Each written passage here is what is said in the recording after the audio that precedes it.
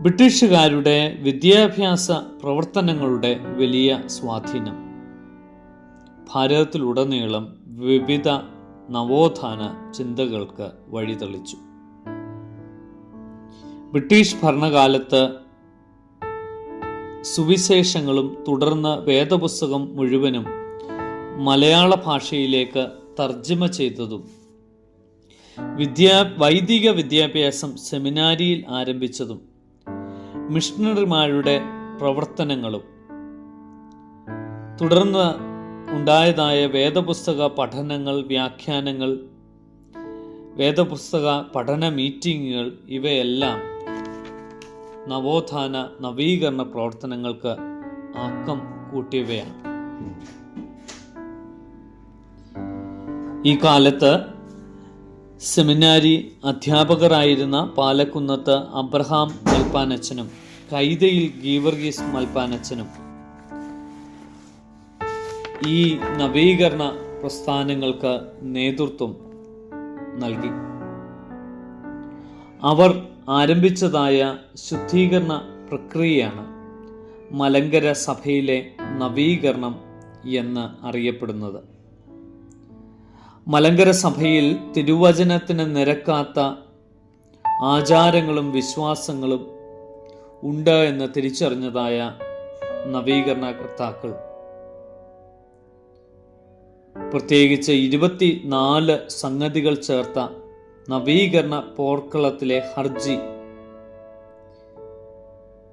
ഇവർ British resident മുൻപാകെ സമർപ്പിച്ചു.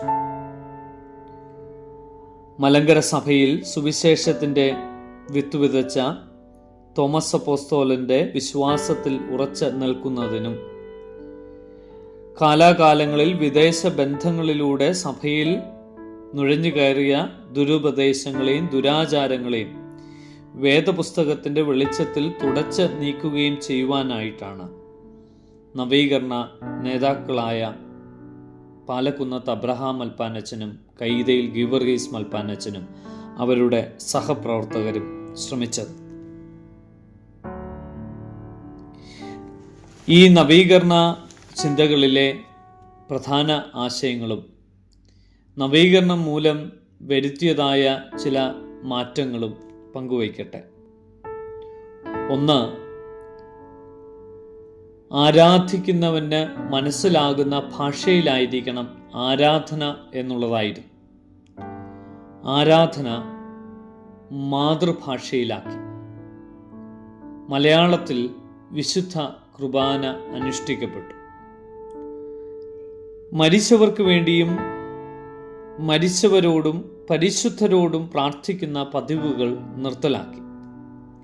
ഇതിനനുസൃതമായി കുർബാന തക്സകളിൽ മാറ്റങ്ങൾ വരുത്തി.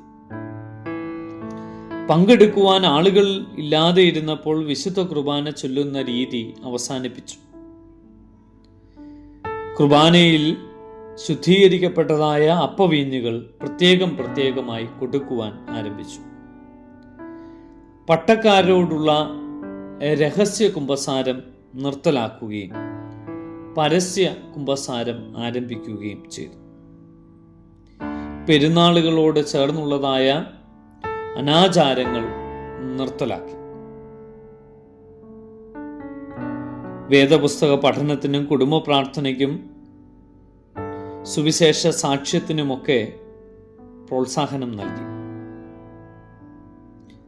മലങ്കര മാർത്തോമാ സുറിയാനി സഭയുടെ സ്വാതന്ത്ര്യവും പൗരസ്ത്യ ആരാധന രീതികളും സുവിശേഷ വിഹിത